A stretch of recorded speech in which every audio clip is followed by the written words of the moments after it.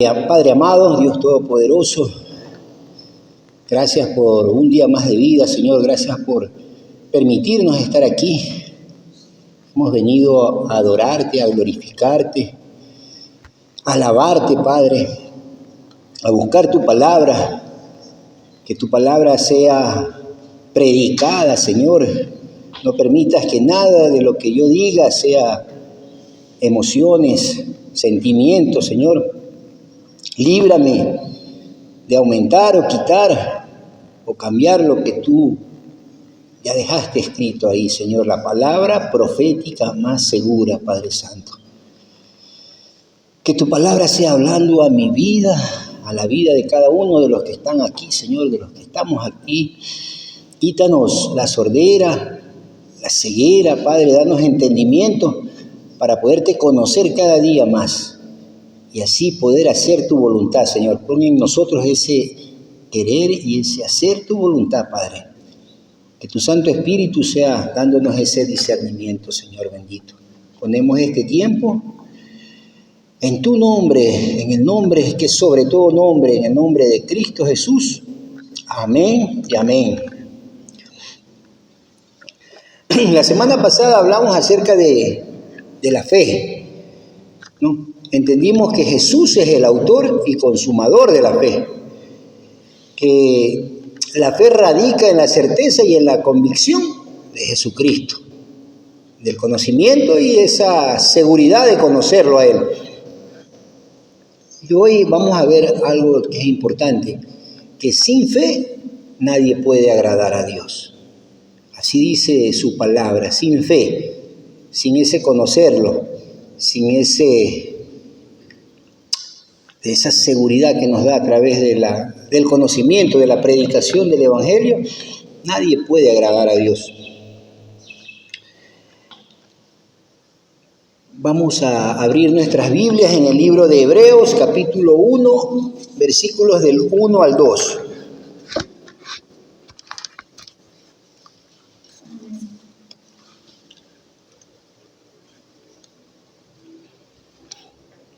¿Ya? Nos ponemos de pie en reverencia y por la gloria y la honra de nuestro Padre Celestial. Hebreos 1, del 1 al 2. Y la palabra de Dios la leemos en el nombre del Padre, del Hijo y de su Santo Espíritu. Dios, habiendo hablado muchas veces y de muchas maneras en otros tiempos a los padres por los profetas, en estos postreros días nos ha hablado por el Hijo, a quien constituyó heredero de todo y por quien asimismo hizo el universo. Palabra de Dios. Pueden sentarse, mi hermano.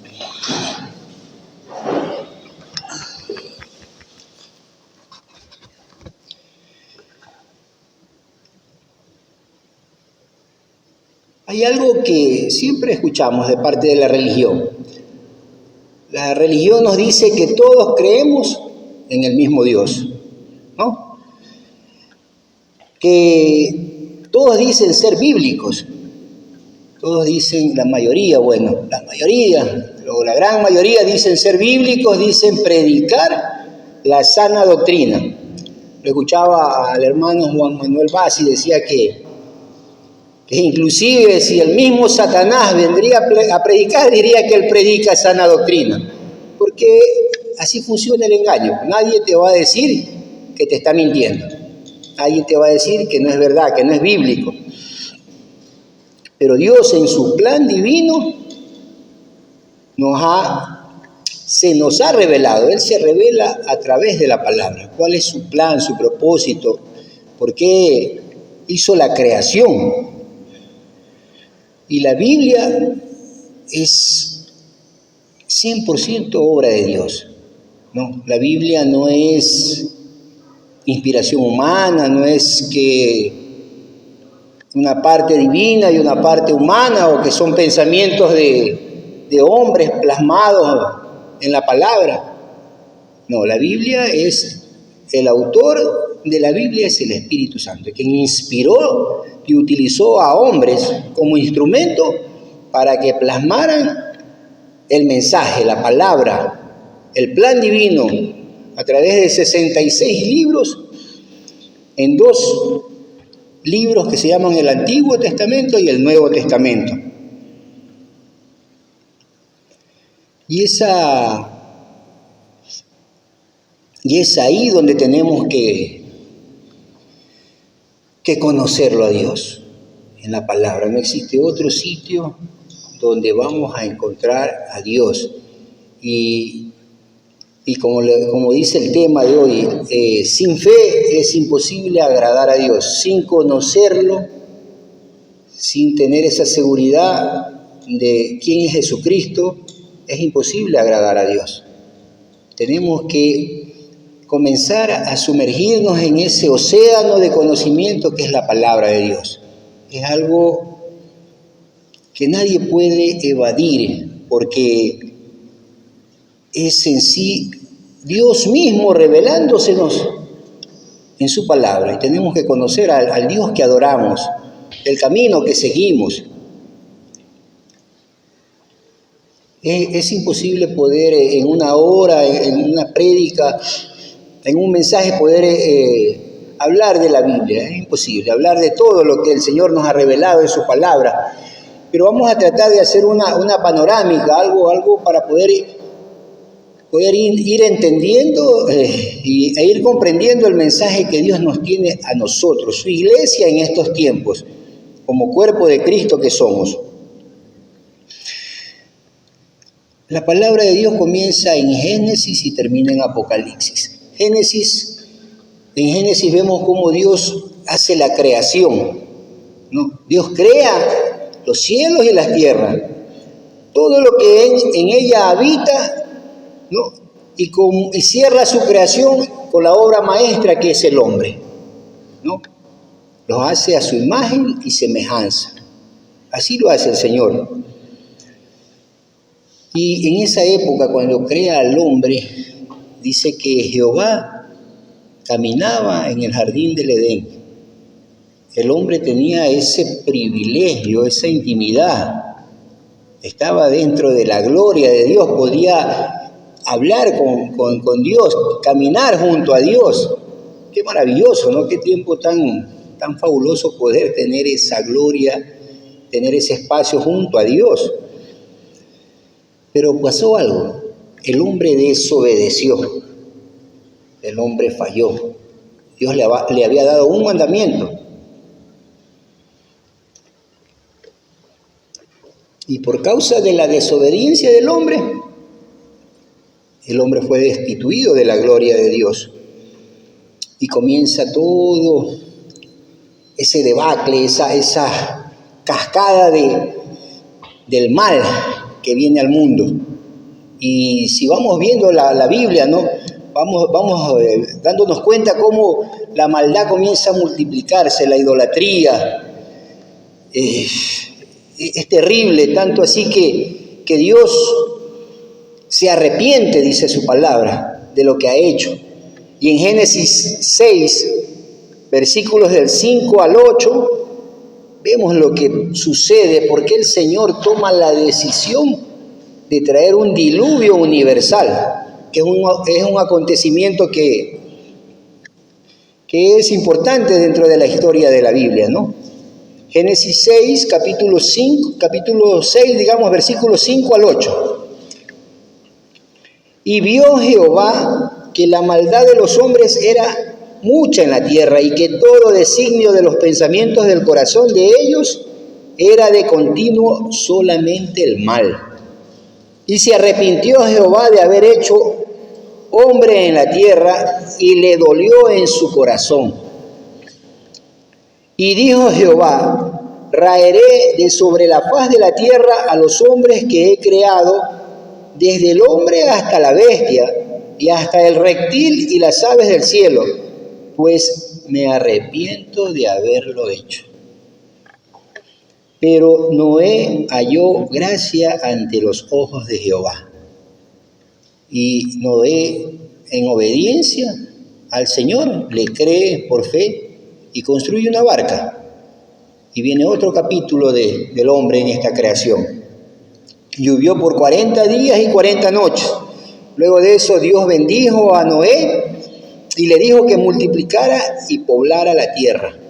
E hizo un pacto, ¿no? Un pacto con Noé para no volver a castigar a la tierra como lo había hecho. Nunca más volvería a haber una inundación, un diluvio como el que en la época de Noé.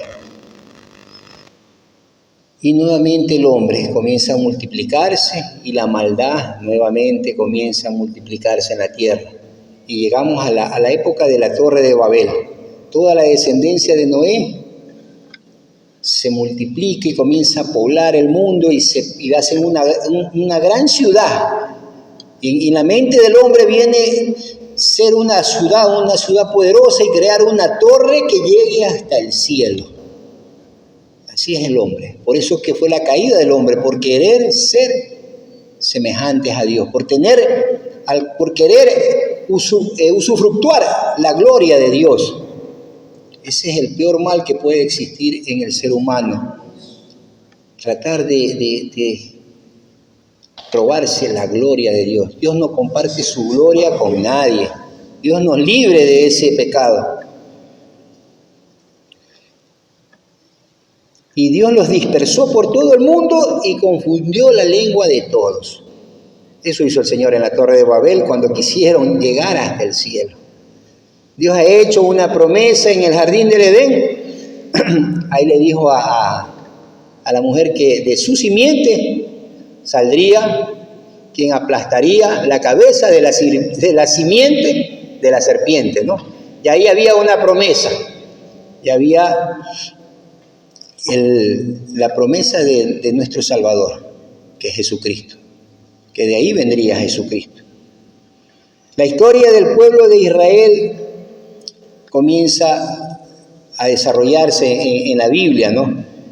Y vemos cómo existen periodos, épocas, se puede estudiar desde la historia de los patriarcas de Abraham, Isaac, Jacob.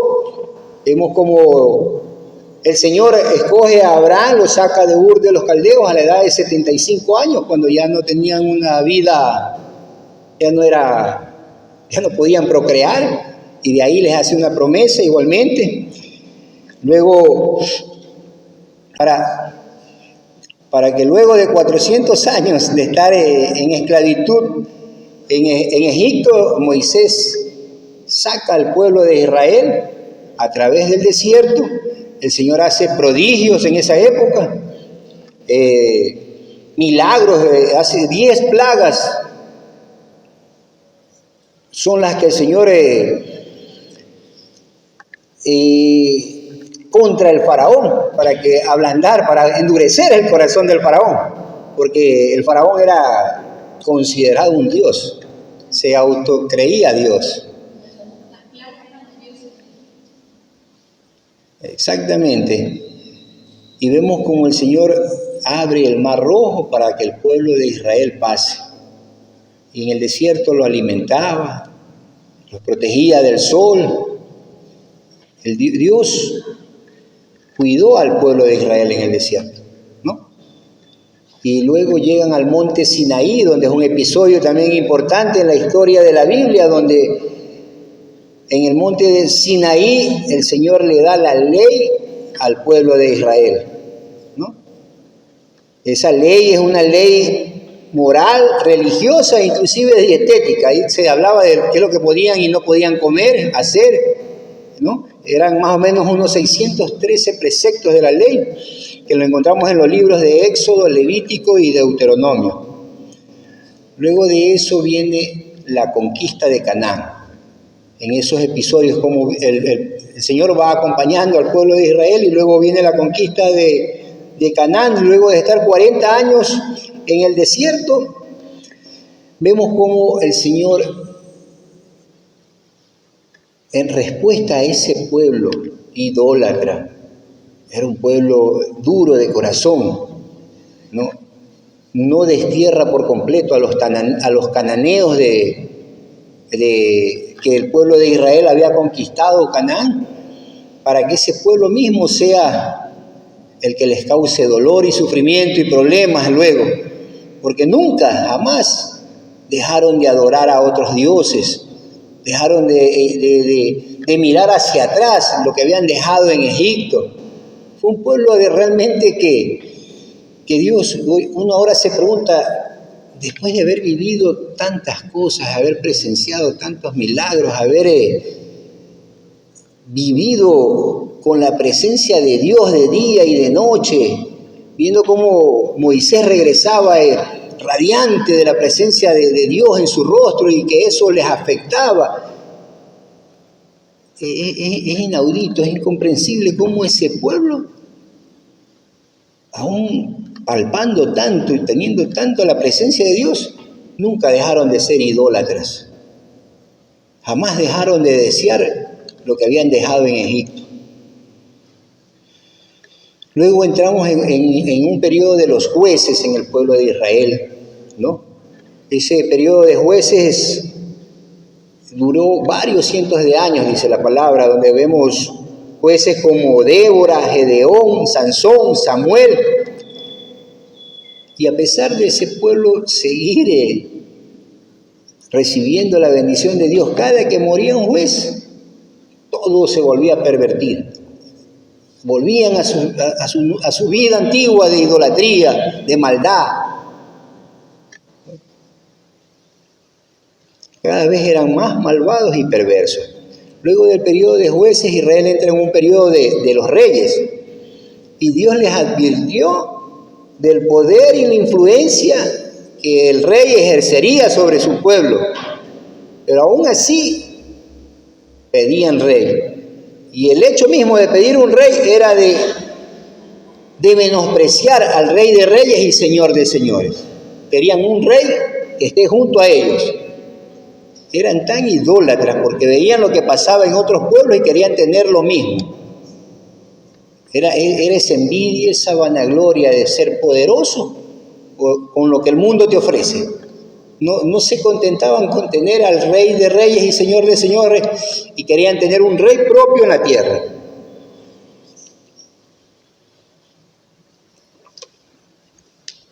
Y tenemos al primer rey, que es el rey Saúl, que desobedeció a Dios. Luego vemos al rey David, que lejos de ser perfecto, era un rey conforme al corazón de Jehová. Y le prometió que su linaje duraría para siempre.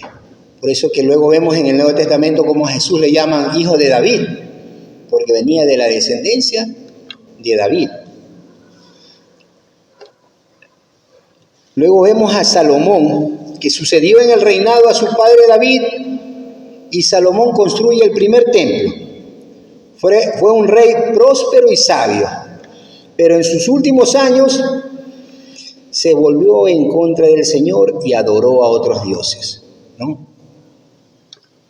Y como resultado, después de la muerte de Salomón, el reino de Israel se dividió. Esa fue la consecuencia de Salomón. Y se dividieron los reinos, en el reino del norte formado por 10 tribus y en el reino del sur formado por 2 tribus, ¿no? El reino del norte se llamó el reino de Israel y las tribus del reino del sur eran Judá y de Benjamín, ¿no? El reino de Israel tuvo 19 reyes y todos sus reyes fueron malos, perversos, idólatras, malvados. El reino de Judá, el reino del sur, tuvo 20 reyes y la mayoría fueron iguales.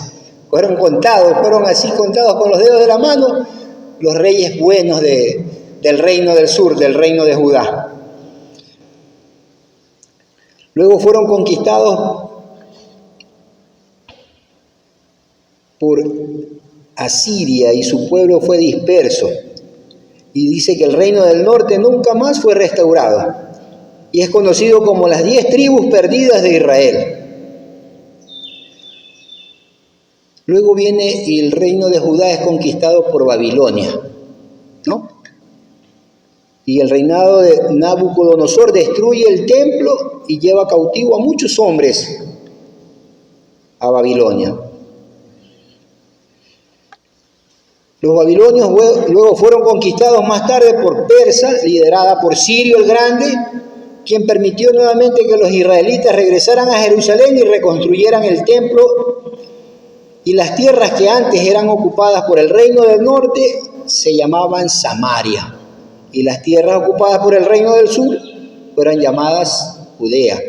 Por eso que vemos bíblicamente cómo los samaritanos no se llevaban con los judíos, porque decían que los samaritanos ya eran una mezcla, ya estaban contaminados, pero eran parte del pueblo judío, del pueblo de Israel.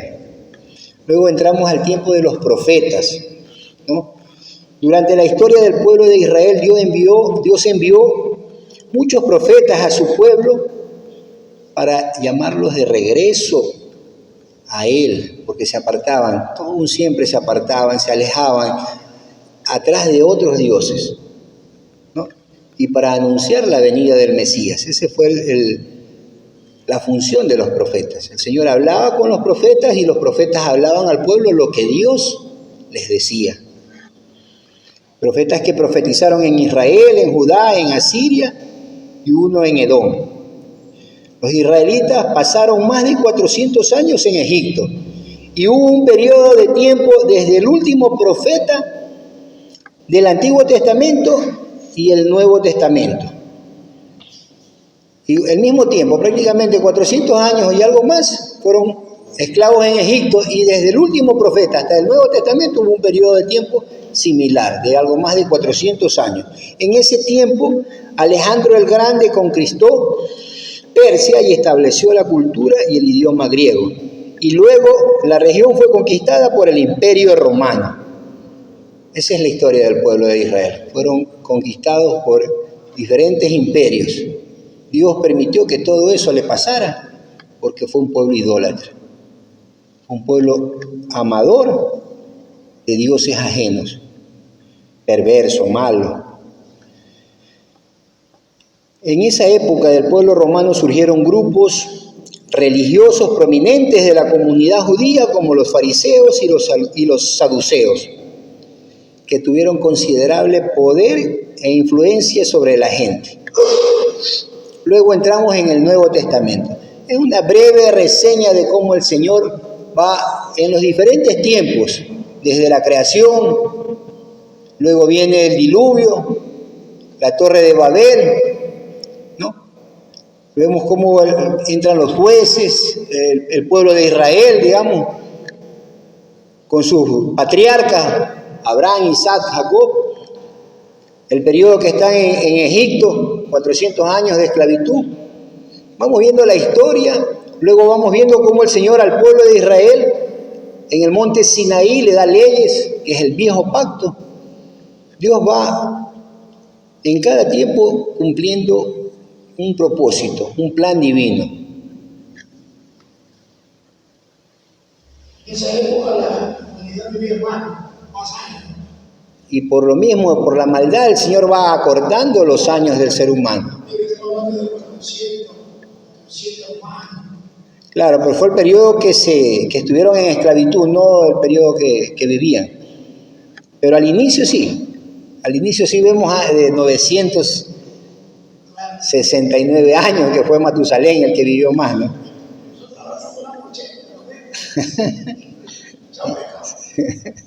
Es verdad. El Nuevo Testamento comienza con Jesús de Nazaret, quien fue anunciado que vendría desde el jardín del Edén a través de todos los profetas del Antiguo Testamento. Ya Jesús se sabía que venía desde hace miles de años atrás, porque ya era profetizado lo que iba a pasar. Y el Señor ya tenía ese plan divino desde antes de la fundación del mundo. Sabíamos que iba a venir Jesús para reconciliar a la humanidad con Dios.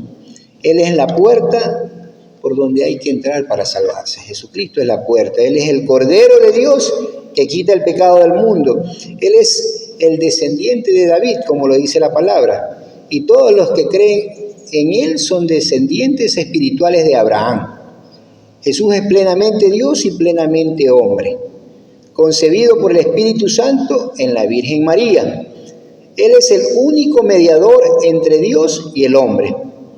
La Biblia dice que Jesús estuvo presente en la creación, ¿no? Todas las cosas fueron creadas por Él, en Él, por Él y para Él. Cuando Jesús tiene 30 años comienza su ministerio público. Esa es una breve reseña de la historia de la Biblia. Muy breve, muy corta para entender el propósito y el plan de Dios en nosotros, su iglesia.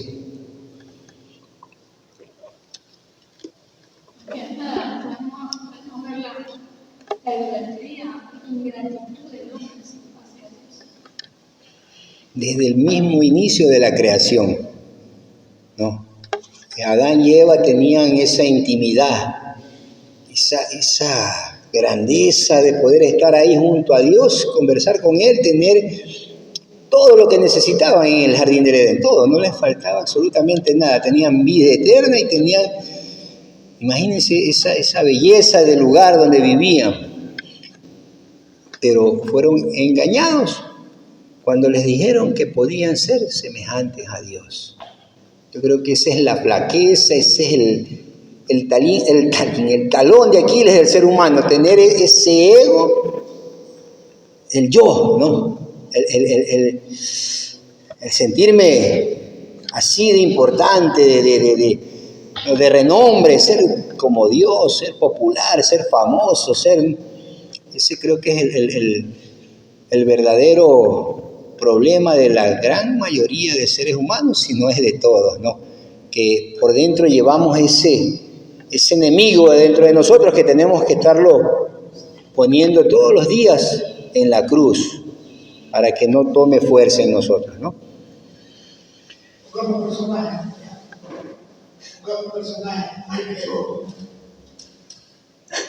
solo quiere ser. Y los poderosos, la gente que maneja el mundo, creen que son amos y señores.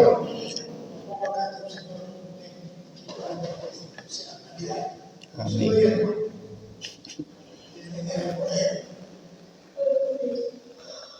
Jesús enfrentó una fuerte oposición de los líderes religiosos de su época, quienes lo acusaron falsamente y lo entregaron para ser ejecutados por crucifixión romana.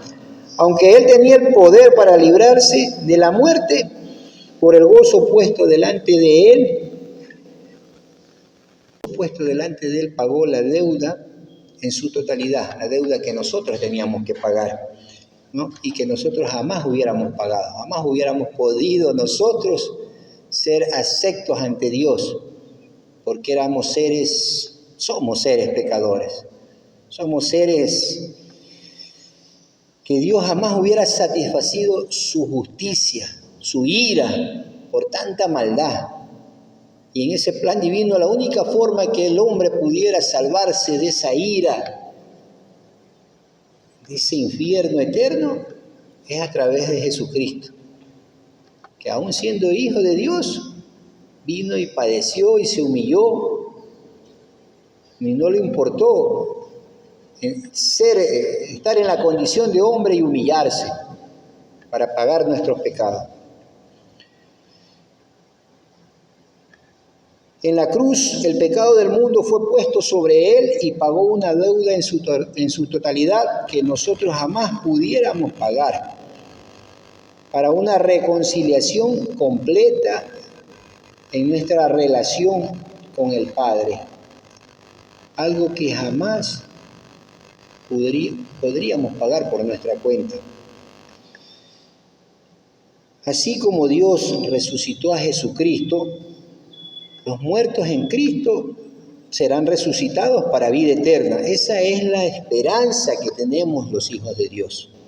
Así como Dios resucitó a Cristo, todos los que creemos en Cristo vamos a resucitar para vida eterna, ¿no?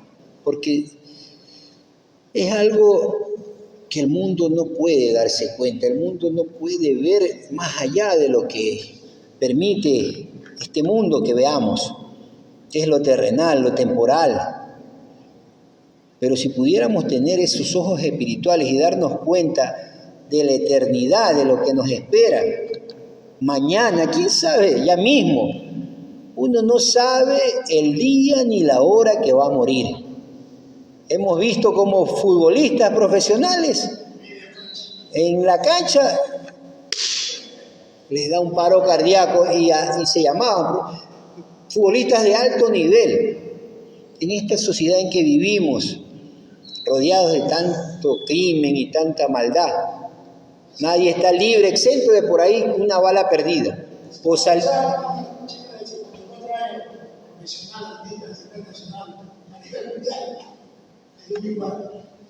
Amén, cuñado. Nadie está libre de subirse a un colectivo, a un carro y de pronto tener un accidente. Hace poco hubo un accidente, fallecieron algunas personas. Nadie sabe en el momento que va a morir. Y tenemos que vivir pensando que después de la muerte la vida no acaba. Porque lamentablemente el mundo no piensa en eso. No se da cuenta que después de esta vida viene una vida eterna. Una vida eterna que es real porque la Biblia lo dice. Y la Biblia dice que es un sitio de tormento para el que no ha creído en el Hijo de Dios. Eso le espera. Y sabemos que sin fe es imposible agradar a Dios. Y la fe no es un sentimiento, no es una emoción, no es decirlo, Diosito es bueno, Él me quiere, Él me cree. No, la fe es la certeza y es la convicción, dice la palabra. Es la certeza de lo que se espera, es la certeza, es el conocer a Jesucristo y es la convicción, es la seguridad que tenemos después de haber conocido a Cristo. Esa es la fe. No es una emoción de, ay, yo creo en Dios. Recordemos que los demonios creen y tiemblan. No se trata de decirlo de labios para afuera, creemos y ya está. En la mayoría de las religiones la salvación tiene que ver con una serie de reglas que tienes que cumplir. En el cristianismo verdadero, Cristo es la manera en que Dios se acerca a nosotros. Únicamente en la persona de Jesucristo tenemos vida eterna por medio de la fe. No existe otra forma. No es por cumplir normas, preceptos o cuestiones que te impone la religión. En este plan divino e histórico de la creación y del hombre, Jesús es el ser divino que con su sangre sella el nuevo pacto, que entra en vigencia desde su muerte para los que creen, y entra en vigencia la era de la iglesia. Esa es la era que estamos viviendo. Ya hemos visto bíblicamente cómo sucedió en el jardín del Edén, y eso no va a volver atrás. Cómo sucedió con Noé, el diluvio universal, eso ya pasó, eso no va a volver a suceder. Hemos visto la era, el pueblo de Israel con los patriarcas, con los jueces, con los reyes. Todo eso ya es historia. Todo eso es parte del plan de Dios. La palabra de Dios dice que todo eso es tipo, es copia y sombra de Jesucristo, lo que quedó atrás. Es como cuando la sombra de la luz proyecta, lo que está atrás de Jesús es la sombra, lo que está atrás, el Antiguo Testamento es la sombra de Jesucristo. Jesucristo es lo que tenemos ahora, ¿no? La era de la iglesia en la que nos encontramos actualmente es la que está el pueblo de Dios. Cristo es la fuente de eterna salvación para todos los que en Él creen y reciben su gracia inmerecida. Bajo el nuevo pacto nosotros somos libres de la ley del Antiguo Testamento. La iglesia de Dios, el pueblo de Dios, está libre de la ley del monte Sinaí. Eso es bíblico. Eso no es un invento, eso la Escritura lo dice. Ya no obedecemos para recibir las bendiciones, ya hemos recibido toda bendición espiritual en gracia por la fe, por medio de Cristo.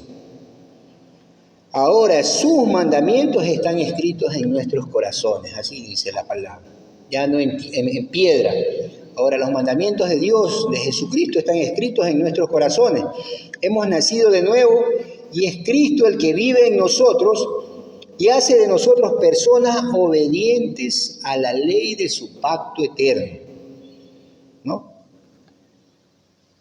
Jesús, antes de subir a la presencia de Dios, antes de subir con el Padre, Él ordenó a sus discípulos a ser discípulos a todos los confines de la tierra. Ese fue un mandamiento, ¿no? Y Él prometió que enviaría al Espíritu Santo. Y eso sucedió en el día de Pentecostés. Esto nos lleva nuevamente a lo que venimos diciendo en la era de la iglesia. Tenemos ahora el Espíritu Santo aquí, entre nosotros, el que nos guía, el Espíritu de verdad, dice la palabra, que nos guía a toda verdad.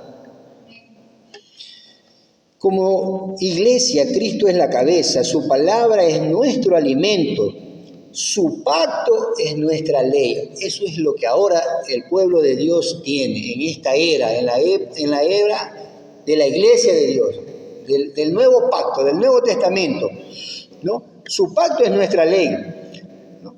La cual está plasmada en el Nuevo Testamento, que el Nuevo Testamento entra en vigencia cuando muere Jesús. Muerto el testador, el testamento entra en vigencia, así dice su palabra. Jesús, por su sacrificio en la cruz, para aquellos que en Él creen, Él declara justos por el poder transformador del Espíritu Santo, quien nos guía y nos permite servir para edificar su iglesia y llevar el mensaje de salvación. Jesús es el creador de todo. La Biblia nos habla de Jesús desde Génesis hasta Apocalipsis. Jesús es el centro de la Biblia, ¿no? Cuando vemos que en Génesis 3:15 la palabra de Dios dice: y pondré enemistad entre ti y la mujer, y entre tu simiente y la simiente suya. Esta te herirá en la cabeza y tú le herirás en el calcañar. Desde Génesis ya está profetizado la venida de Jesucristo. Luego en Génesis 22:18 le dice a Abraham: en tu simiente serán benditas todas las naciones de la tierra, por cuanto obedeciste a mi voz.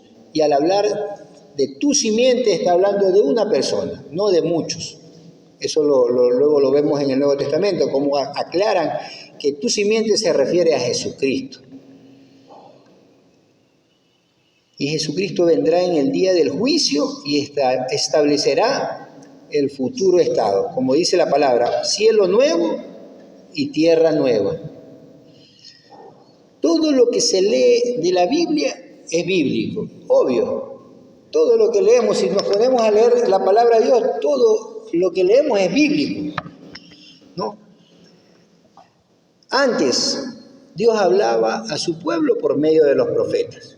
Ahora nos habla por medio de Jesús, ¿no? Antes el pueblo de Israel tenía un sacerdocio levítico.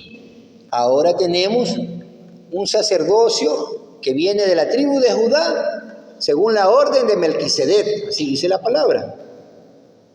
Antes existía el pacto del monte Sinaí, ¿no? El antiguo pacto.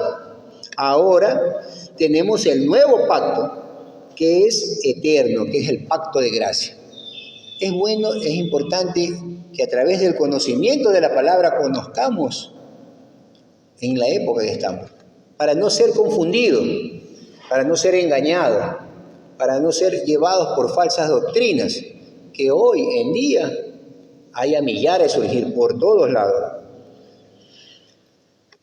Leamos la palabra de Dios en Colosenses 2, ¿no?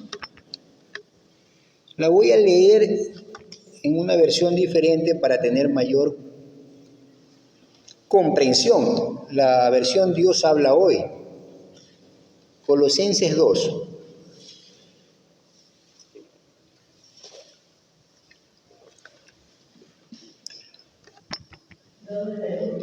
Sí, 2 del 1 en adelante. Colosenses 2 dice, está hablando Pablo: pues quiero que sepan que estoy luchando duramente por ustedes, por los de la Odisea y por todos los que me han visto personalmente, por los que no me han visto personalmente. Lucho para que ellos reciban ánimo en su corazón, para que permanezcan unidos en amor y enriquecidos con un perfecto entendimiento que les permita comprender el designio secreto de Dios, que es Cristo mismo. Pues en Él están encerradas todas las riquezas de la sabiduría y del conocimiento. En Cristo Jesús, la palabra nos dice, están encerradas todas las riquezas de la sabiduría y del conocimiento. Esto se los digo a ustedes para que nadie los engañe con palabras seductoras. Ya desde hace 2000 años, Pablo sabía lo que iba a pasar, que nos iban a engañar con palabras bonitas, que son bíblicas, que te van a decir que son de sana doctrina. Pues aunque no estoy presente entre ustedes en persona, lo estoy en espíritu, y me alegra ver que tienen orden y que se mantienen firmes en su fe en Cristo. Por eso, habiendo recibido a Jesucristo como su Señor, deben comportarse como quienes pertenecen a Cristo, con profundas raíces en Él, firmemente basados en Él por la fe, como se les enseñó, y dando siempre gracias a Dios. Tengan cuidado, no se dejen llevar por quienes los quieren engañar con teorías y argumentos falsos, pues ellos no se apoyan en Cristo, sino en las tradiciones de los hombres y en los poderes que dominan este mundo. Y en los actuales tiempos y desde hace muchos años vemos religiones que se apoyan en tradiciones de hombres, no en Cristo, como dice la palabra. Porque toda la plenitud de Dios se encuentra visiblemente en Cristo. Si queremos conocer a Dios, conociéndolo a Cristo, conocemos a Dios. ¿Y dónde está Cristo? Aquí, en su palabra. Y en Él Dios los hace experimentar todo su poder, pues Cristo es cabeza de todos los seres espirituales que tienen poder y autoridad. En Él también ustedes han sido circuncidados, no con una circuncisión hecha por los hombres, sino con la circuncisión hecha por Dios al unirlos a Cristo y despojarlos de su naturaleza pecadora. Al ser bautizados, ustedes fueron sepultados con Cristo y fueron también resucitados con Él, porque creyeron en el poder de Dios que lo resucitó. Ustedes en otro tiempo estaban muertos espiritualmente a causa de sus pecados y por no haberse despojado de su naturaleza pecadora. Pero ahora Dios les ha dado vida juntamente con Cristo, en quien nos ha perdonado todos los pecados. Dios anuló el documento de deuda que había contra nosotros y que nos obligaba. Lo eliminó clavándolo en la cruz. Dios despojó de su poder a los seres espirituales que tenían potencia y autoridad, y por medio de Cristo los humilló públicamente, llevándolos como prisioneros en su desfile victorioso. Por eso que Dios humilló al enemigo, a Satanás. Él lo venció, lo derrotó en la cruz. Ya Satanás es un enemigo derrotado, vencido. Que si nosotros tenemos a Cristo en nuestras vidas, no tenemos por qué tenerle miedo. El mundo que está perdido, ese es el que vive con miedos y con temores y asustado de Satanás. Nosotros no, nosotros tenemos el poder de Cristo en nuestras vidas. Él ya lo derrotó. Por tanto, que nadie los critique a ustedes por lo que comen o beben, o por cuestiones tales como días de fiestas, lunas nuevas o sábados. Aquí es importante. ¿Qué hace la religión? ¿No? Ojo lo que dice el versículo 16. Que nadie los critique a ustedes por lo que comen. Y la religión, muchas de las religiones están basadas en que esto puedes hacer, esto no puedes comer y esto es pecado. Nadie los critique a ustedes por lo que comen o beben, o por cuestiones tales como días de fiesta.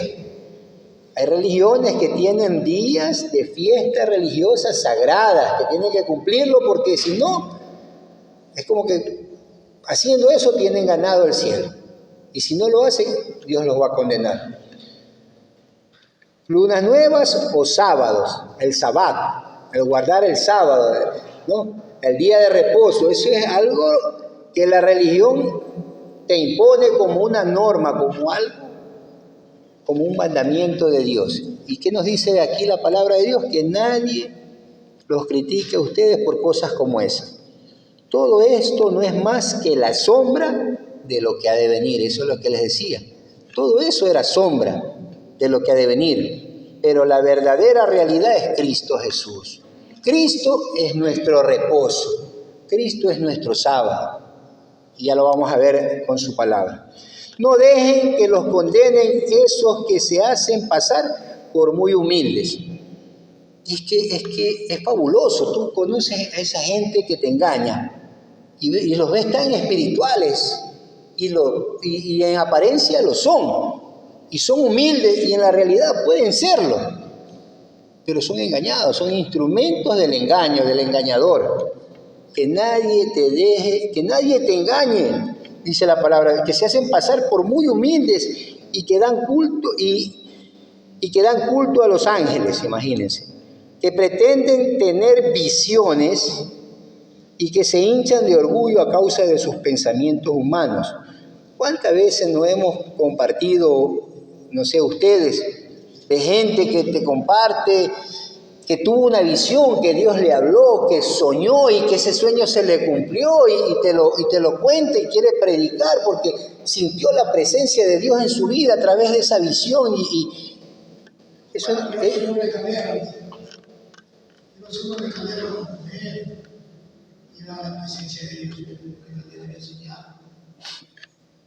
Todos esos pensamientos no son más que engaños del enemigo.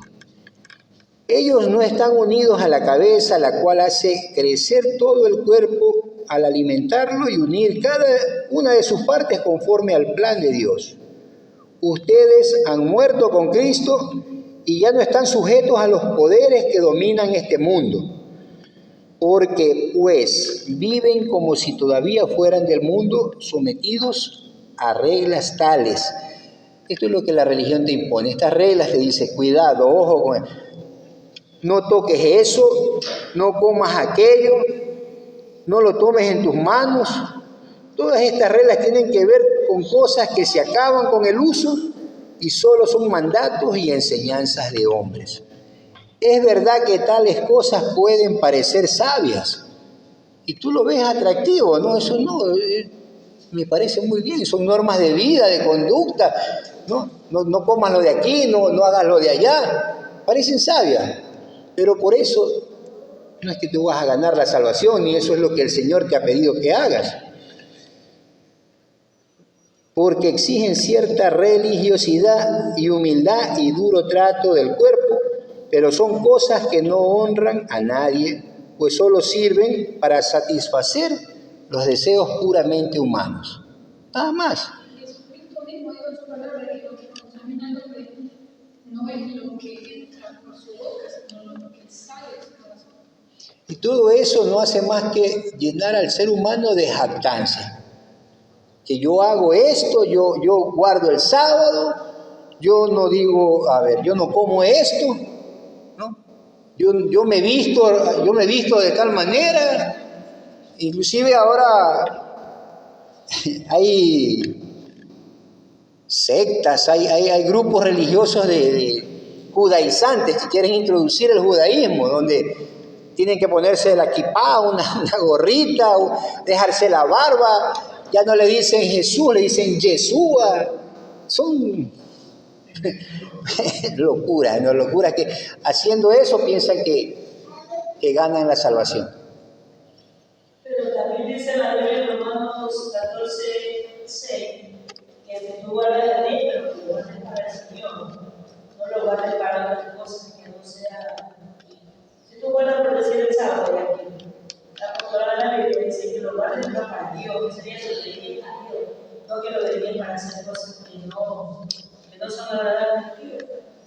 Claro, pero la salvación, La palabra mismo lo dice, hermano. La palabra mismo lo dice. Ese día a Dios. Ese sábado a Dios. Decide. El día puede llegar a mi Dios, puede ser el mismo. ya vamos a tocar ese tema, porque tengo justo unos versículos de eso para que Dios mismo nos hable al respecto, para que no sea algo que yo pienso ni digo. Dios tiene un plan, y ese plan divino que comienza desde Génesis hasta Apocalipsis, es en el que nosotros como iglesia ahora en el 2023 nos encontramos. Nos encontramos en la época donde Jesús muere y con su sangre sella un pacto eterno que se llama el pacto de gracia. Y en ese pacto eterno viene un nuevo sacerdocio. Y cuando hay un nuevo sacerdocio hay cambio de leyes. Y esa ley que entra a funcionar es la ley del nuevo pacto, la ley de Dios, la ley de Cristo. Y el pacto antiguo, el pacto del Sinaí, sale y entra el pacto de gracia. Y bajo ese pacto que está en el nuevo pacto, en el Nuevo Testamento, es como nosotros, la iglesia de Dios, tenemos que. Nosotros estamos viviendo entonces parte de eso. Amén.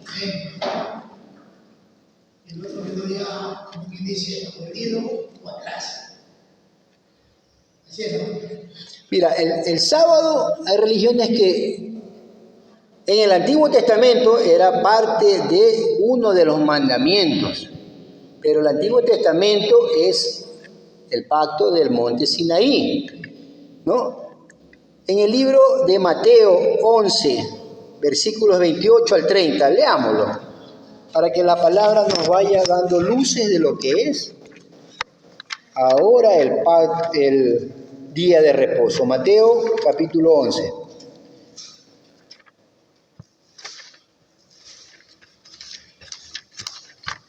Recordemos que todo es sombra y copia de lo que ha de venir. Y ahorita estamos en el pacto de gracia, a través de la ley de Jesucristo, de la ley del nuevo pacto. Mateo 11, versículos 28 al 30.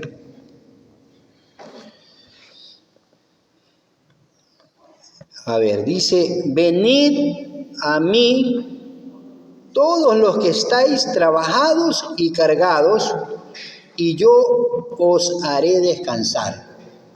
Él es el día del reposo. En ese aspecto Él te va a dar el reposo, el descanso, porque de eso se trata el día del reposo. Recordemos que Dios creó el universo en 6 días y el séptimo día descansó. Eso es tipo y sombra de lo que vamos a vivir nosotros en la eternidad, ¿no? Llevad mi yugo sobre vosotros y aprended de mí, que soy manso y humilde de corazón, y hallaréis descanso para vuestras almas. Jesucristo es nuestro reposo. Jesucristo es nuestro descanso. Porque mi yugo es fácil y ligera mi carga. Y ahora vayamos al libro de Hebreos, que nos da una mejor visión y vamos a entender más claramente lo que estamos hablando, que el antiguo pacto era tipo y sombra de lo que ahora es. Ahora Jesucristo es nuestro reposo. Hebreos capítulo 4.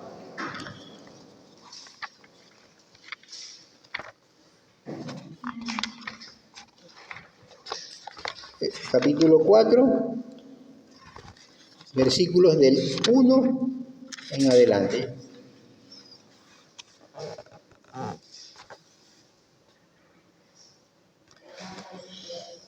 Temamos, pues, no sea que permaneciendo aún la promesa de estar en su reposo,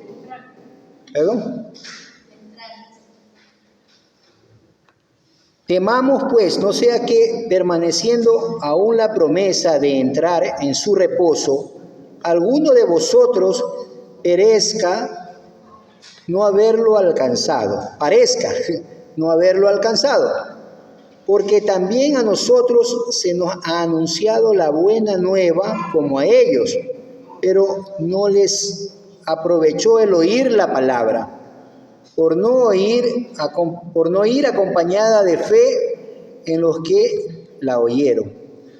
Pero los que hemos creído, entramos en el reposo de la manera que dijo. Ese es el reposo que ahora tenemos en el nuevo pacto. Ya no es ese día que era tipo y sombra de lo que ha de venir, que es Jesucristo. Por tanto, dice, juré en mi ira, no entrarán en mi reposo, aunque las obras suyas estaban acabadas desde la fundación del mundo.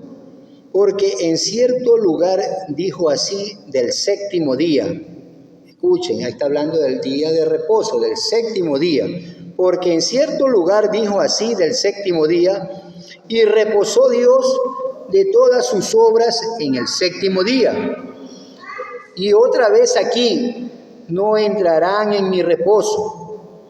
Por lo tanto, puesto que falta que algunos entren en él, y aquellos a quienes primero se les anunció la buena nueva, no entraron por causa de desobediencia.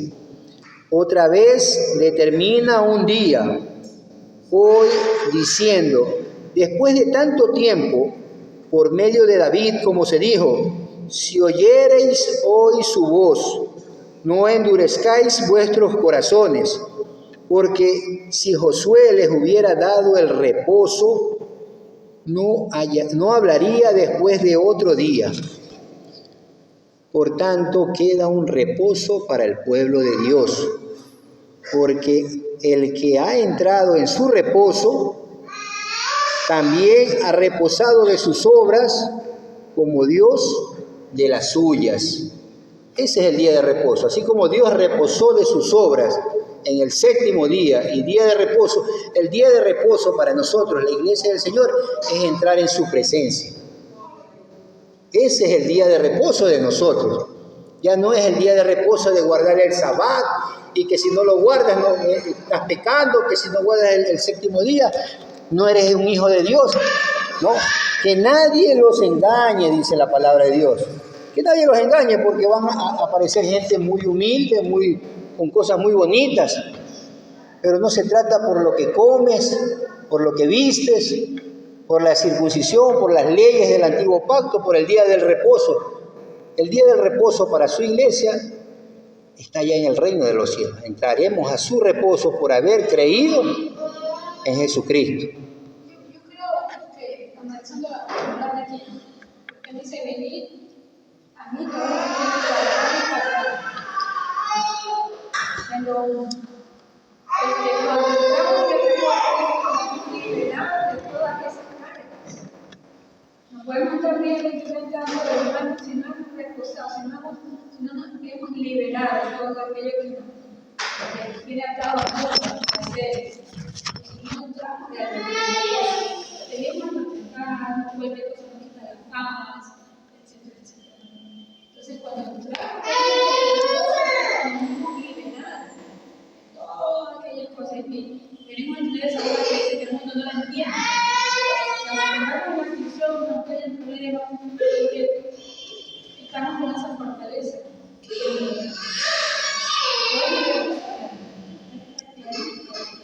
Amén. Por eso dice la palabra, en el mundo tendréis aflicciones. Pero no temáis, yo he vencido al mundo, dice el Señor. Porque no es que los hijos de Dios, no es que nosotros vamos a estar en una burbuja de cristal y bendecidos, prosperados y en victoria y aleluya, gloria a Dios, todo es bonito, todo es color de rosa. No, este mundo, aquí no vivimos nosotros, no es nuestra nacionalidad, aquí no pertenecemos aquí. Si Jesucristo, siendo el Hijo de Dios, padeció, sufrió, lloró, suplicó. Ahora nosotros queremos conocer a Dios para utilizarlo a Dios para nuestro interés. Que nos quite las enfermedades, que nos den propiedades, que nos den todo. Y las iglesias esas donde te invitan a ser bendecido, prosperado y en victoria, tú ves como hay una locura. Porque van allá con esa esperanza de ser millonarios, de que Dios los va a prosperar, les va a dar un carro, una casa, pensando que este mundo es el que Dios nos va a dar. Cuando no saben que todo eso se va a quedar aquí. Cuando vayamos a su presencia, que no nos va a servir absolutamente de nada, ni títulos, ni cosas materiales. Los tesoros que podemos hacer aquí ahorita son para el reino de los cielos. Y los tesoros que hacemos para el reino de los cielos no son precisamente disfrutar de una vida bonita. Al contrario, vamos a ser odiados, perseguidos, no vamos a disfrutar lo que el mundo afuera está disfrutando, de los deleites de la carne y de los ojos, de los placeres, de todo lo que el mundo ofrece, que somos parte de este mundo, que lo conocemos de maravilla, porque participamos de ello.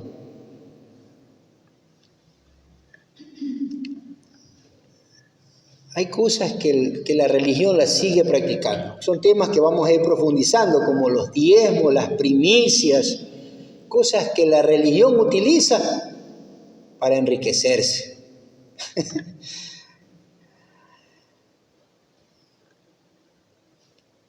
Todo, nuestra ley es la ley de Cristo, la ley que está en el Nuevo Pacto, en el Nuevo Testamento. Pero eso no significa que el resto de la Escritura no está vigente, no. Segunda de Timoteo 3, 16 y 17 dice: toda la Escritura es inspirada por Dios, toda la Escritura, y útil para enseñar, para redarguir, para corregir, para instruir en justicia, a fin de que el hombre de Dios sea perfecto, enteramente preparado para toda buena obra. Si uno no conoce la palabra de Dios, si uno no conoce el plan de Dios, si uno no conoce cómo Dios ha venido en los diferentes tiempos obrando en su pueblo, cualquiera viene y coge una fracción de la Escritura y te manipula. Y te dice, esto es bíblico, escrito está. Y cuando uno no conoce el plan de Dios y no sabe que estamos ahorita en la ley de Cristo, en el pacto de gracia, en el nuevo pacto, en el Nuevo Testamento, nos pueden envolver con todas estas cosas que están escritas en la palabra, ¿no? Escrito está. Ojo por ojo, diente por diente. Escrito está, ¿no? Herida por herida, mano por mano, quemada por quemada. Así dice la palabra de Dios. O sea que tenemos que, si alguien me corta la mano, tengo que cortarle la mano. No, eso era la ley del monte Sinaí. Escrito está que si una mujer adúltera es sorprendida en adulterio, hay que apedrearla. Eso tenemos que hacer, no. Pero eso es bíblico, sí, porque está escrito en la Biblia. Pero eso no nos pertenece a la iglesia de Dios. Eso es la ley del Sinaí. Escrito está que hay que diezmar, sí, hay que diezmar, es verdad. Pero esa es la ley del monte Sinaí, que los pastores utilizan para trasquilar a las ovejas, para enriquecerse. Es como utilizan, manipulan. Malaquías 3, 8, 9 y 10. Ese es el versículo universal para sacarle plata a la gente.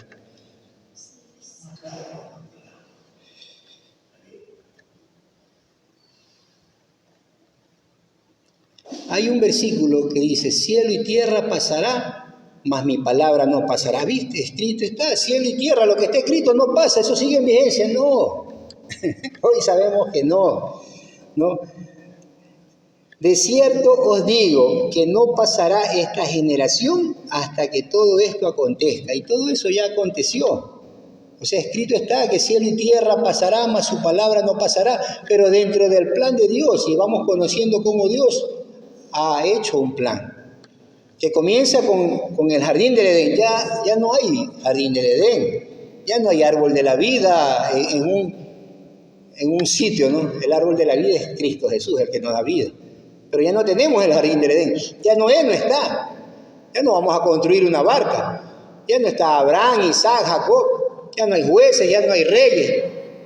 Ya no hay monte Sinaí. Ya no tenemos un antiguo pacto. Ya no tenemos. Todo eso está escrito. Pero eso no nos pertenece a nosotros. Nosotros tenemos ahorita a nuestro amo y Señor Jesucristo como cabeza de la iglesia. Su pacto eterno que lo selló con su sangre es nuestra ley. Su pacto eterno que está en el nuevo pacto, en el Nuevo Testamento, es nuestra ley. Efesios 4, 12 al 16 dice: a fin de perfeccionar a los santos para la obra del ministerio, para la edificación del cuerpo de Cristo, hasta que todos lleguemos a la unidad de la fe y del conocimiento del Hijo de Dios, a un varón perfecto, a la medida de la estatura de la plenitud de Cristo, para que ya no seamos niños fluctuantes, llevados por doquiera de todo viento de doctrina, por estratagema de hombres que para engañar emplean con astucia las artimañas del error. Por eso es importante escuchar la palabra de Dios. Por eso es importante leer la palabra de Dios, para que no seamos niños fluctuantes, que viene por ahí un testigo de Jehová, un católico, un mormón, un judío, con estratagemas de hombres, con doctrinas de hombres, con costumbres de hombres, con tradiciones de hombres, y te quieran desviar del camino que es Cristo Jesús.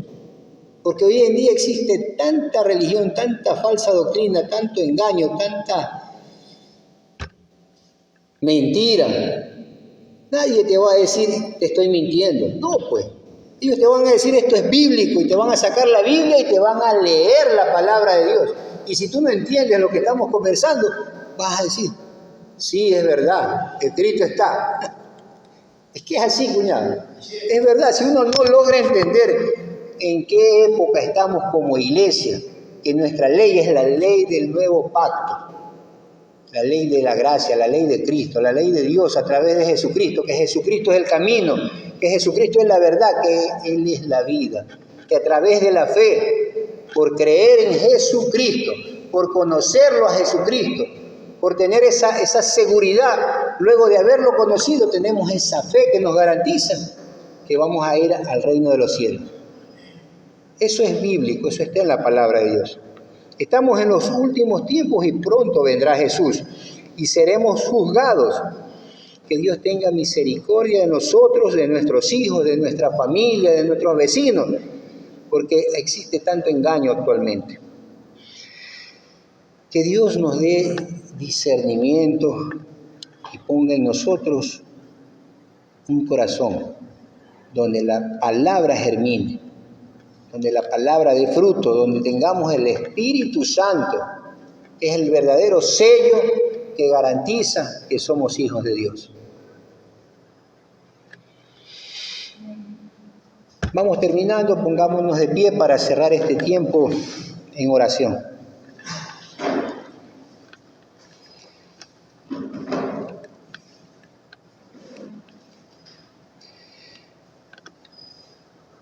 Padre amado, Dios Todopoderoso, que tu palabra, Señor, sea siempre pura, Padre Santo, que sea esa agua limpia, que nos limpie, que nos quite las impurezas, las inmundicias, Señor bendito. Oh Señor bendito, que tu palabra sea transformando ese corazón de piedra, Señor, de nosotros, de nuestros hijos, de nuestros padres, de nuestros hermanos, de nuestros amigos, de nuestra familia, Señor. Porque estamos viviendo en tiempos de engaños, de mentiras, de apostasía, donde por desconocimiento tu pueblo está pereciendo, Señor.